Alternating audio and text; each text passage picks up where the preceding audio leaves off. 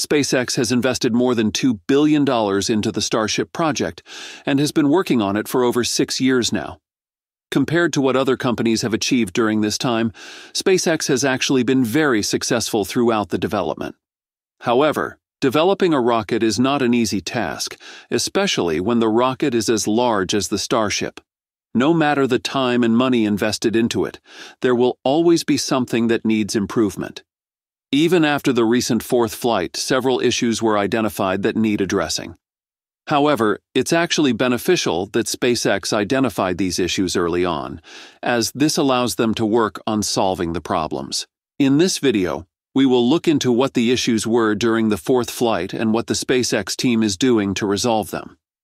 Before we delve any deeper, please make sure to subscribe to our channel for future updates about the Starship and SpaceX's other groundbreaking achievements.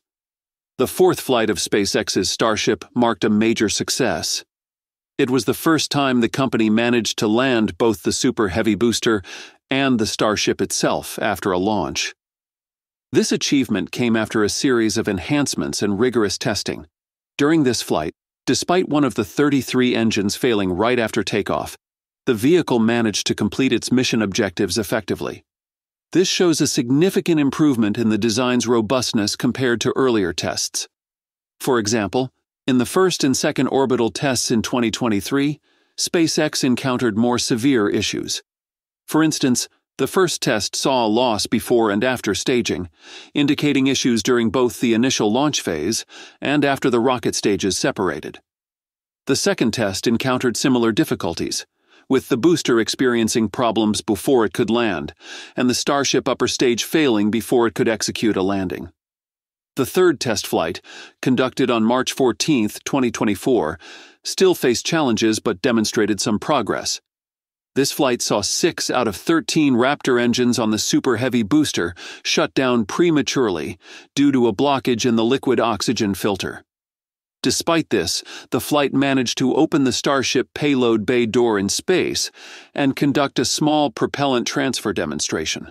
Further analysis of the fourth flight reveals that while the remaining engines performed exceedingly well during both ascent and descent, the integration of the hot staging ring allowed for a smooth separation from the booster. During the recent flight, all 33 Raptor engines on the booster were successfully ignited, although one shut down shortly after liftoff. Despite this, the flight proceeded successfully. This flight was significant because it marked the first time the Super Heavy booster and the Starship both achieved controlled splashdowns. This is a major milestone as it shows progress towards the goal of full reusability of both stages of the rocket. The integration of the hot staging ring allowed for a smooth separation from the booster. Moreover, improvements were noted in the Starship's heat shield performance, though some tiles were still lost during re-entry. This continues to be a point of concern, but represents an area where incremental improvements have been observed. The landing flaps, while also sustaining some damage, managed to perform their function, aiding in the controlled descent of the spacecraft. In response to these challenges, SpaceX plans several upgrades. Musk has confirmed continued focus on enhancing the heat shield system. Efforts will likely include redesigning the attachment method of the tiles to ensure they remain secure throughout the flight. Another crucial area of focus will be the internal hardware, especially components like roll control thrusters and systems involved in the landing process. Enhancements in these areas are essential to refine the Starship's descent and touchdown capabilities, aiming for a more controlled and precise landing. The countdown to the recent fourth launch began early in the morning, with the launch window opening at 7 a.m. local Texas time. The preparations included the propellant loading, with liquid methane and liquid oxygen being pumped into both the booster and the Starship. The final checks by the SpaceX flight director verified that everything was ready for the launch. As the countdown reached 0, the Raptor engines ignited, and the Starship lifted off from the launch pad at SpaceX's Starbase in Boca Chica, Texas. The ascent was smooth, demonstrating significant improvements in propulsion and stability. The vehicle passed through the maximum dynamic pressure or max Q without issues, a critical point in any rocket launch where aerodynamic stress on the vehicle is at its peak. This phase had caused problems in previous flights. Interestingly, during this recent flight, the stage separation occurred as planned. The Super Heavy booster, equipped with 33 Raptor engines, completed its job and detached from the Starship. After stage separation, the Super Heavy booster performed a controlled descent. The booster aimed for a soft splashdown in the Gulf of Mexico, executing a landing burn to slow its descent. This marked an important step in SpaceX's goal of reusing the booster, although it still splashed down rather than being recovered on land. The Starship continued its journey on its own. It reached space and then began its controlled descent toward a planned splashdown in the Indian Ocean. During its descent, the Starship faced intense heat and pressure. The upgraded thermal protection system was put to the test, and the data collected from this phase would be crucial for future missions. The vehicle's descent was carefully monitored, and engineers paid close attention to the behavior of the heat shields and other structural components. The flight ended in a controlled splashdown in the Indian Ocean. The only problem with this launch was one of Starship's flaps clearly suffering burn-through damage during descent. Live camera views showed the heat shield on the flap burning away, sending debris across the camera's view. This debris eventually led to the camera lens cracking, which significantly hampered the visual feed of the descent. This flight was incredibly successful, especially when compared to the third flight. During Flight 3, the upper stage began to roll uncontrollably, preventing the vehicle from performing a relight of one of its 6 Raptor engines. However, thanks to its ability to connect to the Starlink satellite internet network, another part of SpaceX's business, the rocket was able to stream back high-definition camera views showing its re-entry through a blanket of plasma. According to SpaceX, the lack of attitude control resulted in an off-nominal entry, with the ship experiencing much larger than anticipated heating on both protected and unprotected areas. The most likely root cause of the unplanned roll was determined to be clogging of the valves responsible for roll control. SpaceX has since added additional roll control thrusters on upcoming Starships to improve attitude control redundancy and upgraded hardware for improved resilience to blockage. Onboard cameras on the Starship upper stage, flown during Flight 3, showed the vehicle surrounded by plasma as it re-entered the atmosphere on March 14, 2024.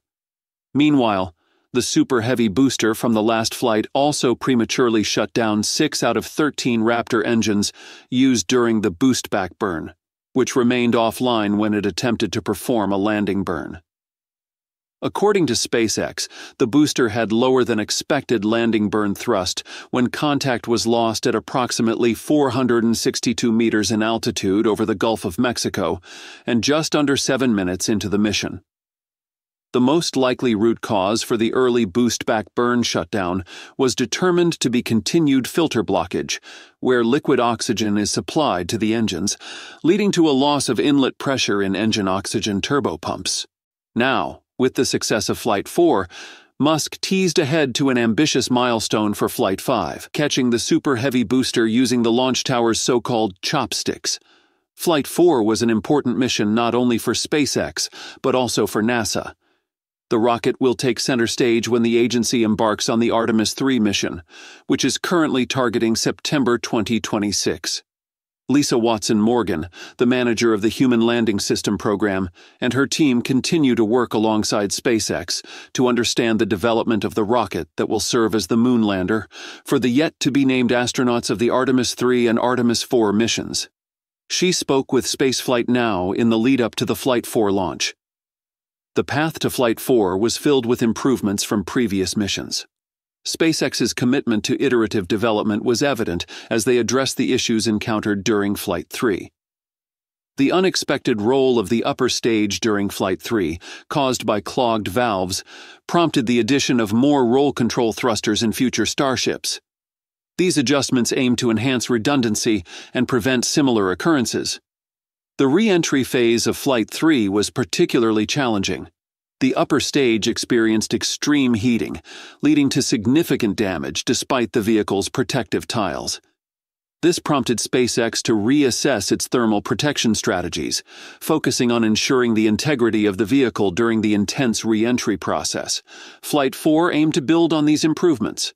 The mission's objective was to achieve a deeper re-entry into the atmosphere, pushing the Starship to endure higher levels of thermal stress. Despite some tiles being lost and a damaged flap, the mission provided valuable data that will inform future designs and refinements. The Super Heavy booster's performance in Flight 3 also highlighted areas for enhancement. The premature shutdown of 6 out of 13 Raptor engines during the boost-back burn was a critical issue. SpaceX identified the root cause as filter blockage in the liquid oxygen supply, which led to a loss of inlet pressure in the oxygen turbopumps. To address this, SpaceX implemented improved propellant filtration capabilities in future Super Heavy boosters, ensuring more reliable engine performance. The anticipation surrounding Flight 5 is palpable, especially with the ambitious goal of catching the Super Heavy booster using the launch tower's chopsticks. This innovative approach aims to reduce the reliance on ocean landings and streamline the recovery process. If successful, it would represent a significant leap forward in SpaceX's quest for full reusability. Flight 4's success is not only a milestone for SpaceX, but also a critical step in NASA's Artemis program.